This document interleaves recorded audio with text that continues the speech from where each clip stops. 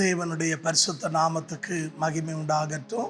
இந்த காலையிலே கர்த்தராகிய இயேசுவின் நாமத்திலே வாழ்த்தி வரவேற்கிறேன். எத்தனை பேர் சந்தோஷமாக இருக்கீங்க? அன்பான தேவச்சனமே, கர்த்தர் உங்களை ஆசீர்வதித்து வழி நடத்துவாராக. என்னோடு 3 யோவானுக்கு எழுதினதான நிருபம் 1ஆம் அதிகாரம் 2ஆம் வசனத்தை இங்கே வாசித்து பாருங்க. அங்கே சொல்லுது, பிரியமானவனே, உன் ஆத்துமா வாழ்றது போல நீ எல்லாவற்றிலும் வாழ்ந்து சுகமாயிருப்பாயாக என்று சொல்லி, அன்பான சகோதரனே சகோதரியே, இங்கே யோவான் எழுதும்போது சொல்றாரு, பிரியமானவனே, உன் ஆத்துமா வாழ்றது போல நீ எல்லாவற்றிலும் வாழ்ந்து சுகமாயிரு. இன்னைக்கு அன்பான சகோதரனே சகோதரியே, அநேகருடைய ஆத்மா இன்னைக்கு என்ன ஆகி போயிட்டு இருக்குன்னா செத்து போயிருக்குது.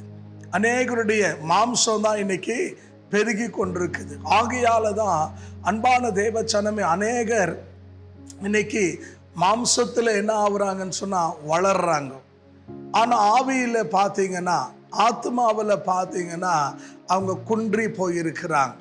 ஒரு ரட்சிக்கப்பட்ட தேவ பிள்ளைக்கு, இரத்தத்தால் மீட்கப்பட்ட அபிஷேகம் பண்ணப்பட்ட ஆண்டவருடைய பிள்ளை என்று சொல்லக்கூடியவங்க முதலாவது எதில் பலனாக இருக்கணும்னா, வெளித்தோட்டத்தில் அல்ல, உள்ளான மனுஷன் பலன் அடையணும். நம்முடைய ஆவிக்குரிய மனுஷன் பலன் அடையணும். அந்த உள்ளான மனுஷன் எவ்வளோ ஆவிக்குரிய வாழ்க்கையில் பலனாக இருக்கிறானோ அவ்வளவே வெளிரங்கமாய் நம்ம பலனாக இருக்க முடியும். அநேகருடைய வாழ்க்கையில் அன்பான தேவ ஜனமே என்ன இருக்கிறதுனா, அஸ்திவாரமே ஸ்ட்ராங்காக இருக்கிறது இல்லை.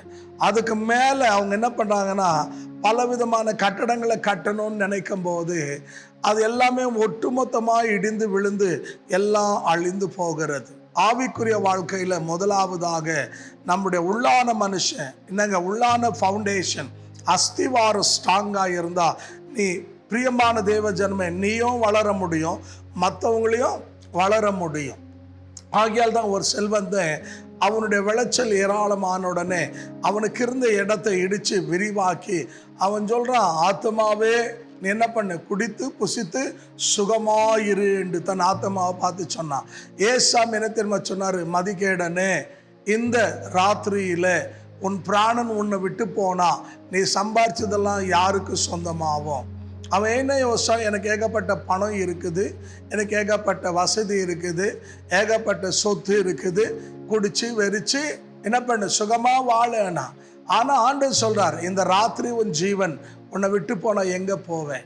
ஆகையால் அன்பான தேவச்சனமே, நம்ம முதலாவதாக நம்முடைய சரீரத்தை அல்ல, நம்முடைய ஆத்மாவை குறித்து நாம் கவனம் உள்ளவளாக இருக்கணும். காரணம் என்னன்னா, லூக்கா 9:25 வாசிக்கும் போது ஆண்டவராக இயேசு சொன்னார், ஒரு மனுஷன் உலகமெல்லாம் ஆதாயப்படுத்தினாலும் தன் ஆத்மாவை நஷ்டப்படுத்தினா லாபம் என்னன்னு சொல்லி. அப்போ அன்பான தேவ ஜனமே, நீங்கள் உலகத்தை ஆதாயப்படுத்தி நீங்கள் மாம்சீகமாக நீங்கள் நல்லா ஸ்ட்ராங்காக இருந்து ஆவிக்குரிய வாழ்க்கையில் பலவீனமாக இருந்தீங்களா, என்ன லாபம்? எங்கள் லூக்கா 16ஆம் அதிகாரம் அன்பான 19 நீங்கள் வாசித்து பாருங்கள். ஐஸ்வர்யவான் தனக்கு உண்டான எல்லாவற்றையும் என்ன பண்ணாங்க, குடித்தான் வெறித்தான், ஒரு நாள் மரித்து போனான். அடக்கம் பண்ணப்பட்ட உடனே அவன் சரீரம் மண்ணில் இருந்துச்சு, அவனுடைய ஆத்மா பாதாளத்தில் இருந்துச்சு. நீங்கள் லூக்கா 16:22 வாசிக்கலாம். பாதாளத்திலேருந்து கண்களில் எடுக்கிறான், பாதாளத்திலேருந்து சொல்கிறான், என்னங்க ஆபிரகாமே இங்கே வேதனைப்படுறப்பான்னு. ஏன் இங்கே பூமியில் வாழும்போது ஆவிக்குரிய வாழ்க்கையில் வளரணும், என்னங்க விசுவாசத்தில் வளரணும், பரிசுத்தத்தில் வளரணும், ஜபத்தில் வளரணும், உள்ளான மனுஷன் தேவனுக்காக எழும்பி பிரகாசிக்கணுன்ற சிந்தையெல்லாம் இல்லை. எல்லாம் வெறியும் என்ன சொல்லுங்க, உலக பிரகாரம் எப்படி சாப்பிடணும், எப்படி குடிக்கணும், எப்படி என்னங்க சந்தோஷமாக இருக்கணும், எப்படி உலகத்தை அனுபவிக்கணும் அப்படின்னு சொல்லி உலகத்தை குறித்தே கவலைப்பட்டானே தவிர அன்பான தேவ ஜனமே தன் ஆத்மாவை குறித்து கவலைப்படலை. அது தேவன் அறியாத உலகத்தான். ஆனால் நம்ம ரட்சிக்கப்பட்ட நம்ம ஆவிக்குரிய வாழ்க்கையில் நம்ம வளரணும். நம்ம வளரும்போது தான் அன்பான தேவ ஜனமே கர்த்தர் நம்மை ஆசீர்வதிப்பார். எப்படி ஆசீர்வதிப்பார்? அன்பான தேவ ஜனமே, நீங்கள் வேதத்தில் வாசித்து பாருங்க. மத்தேயு எழுதின சுவிசேஷம் 10ஆம் அதிகாரம் 28-29 சொல்லும்போது ஆண்டவர் சொல்லாரு, சரீரத்தை கொல்றவனுக்கு நீங்கள் பயப்படாதீங்க, சரீரத்தை ஆத்மத்தை கொண்டு நரகத்தில் போடுறதுக்கு பயப்படுங்க. அப்படின்னா உன் ஆத்மா எங்கே போயிடக்கூடாதுன்னா நரகத்துக்கு போயிடக்கூடாது. ஆகையாலே அன்பானுள்ள நீங்கள் உள்ளான மனுஷன் என்ன ஆகணுங்க? வளரணும்.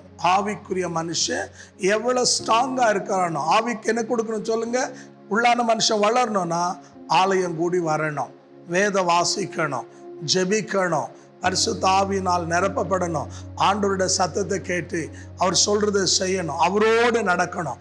அப்பதான் உன் ஆத்மா வாழும். உலகத்துல வாழணும்னா நல்ல உடை போடலாம், நல்லா சாப்பிடலாம், கண்ணுக்கு விருப்பமானதெல்லாம் செஞ்சு அனுபவிக்கலாம்.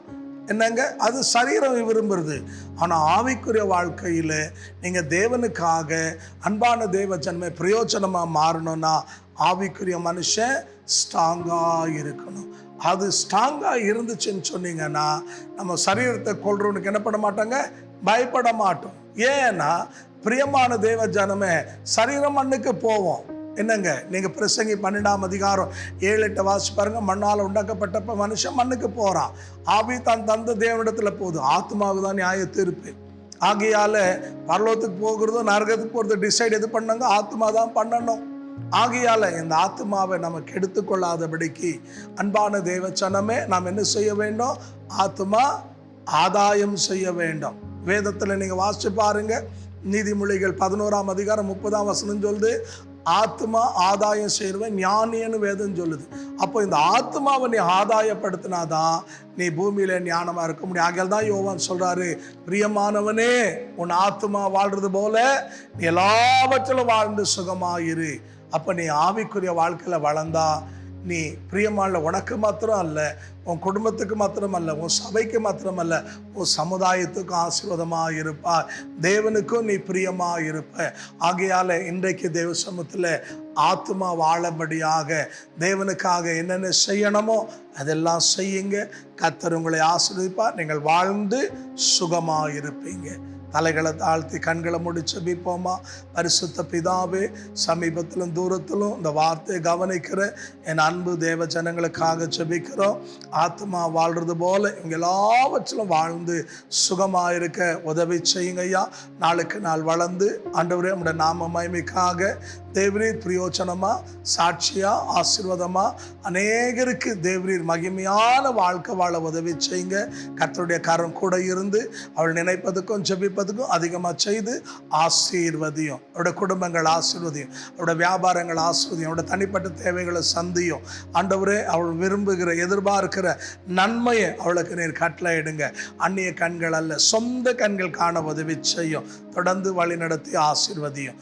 இயேசுவின் நாமத்தில் ஜெபிக்கிறோம் ஜீவனுள்ள பிதாவே, ஆமென், ஆமென்.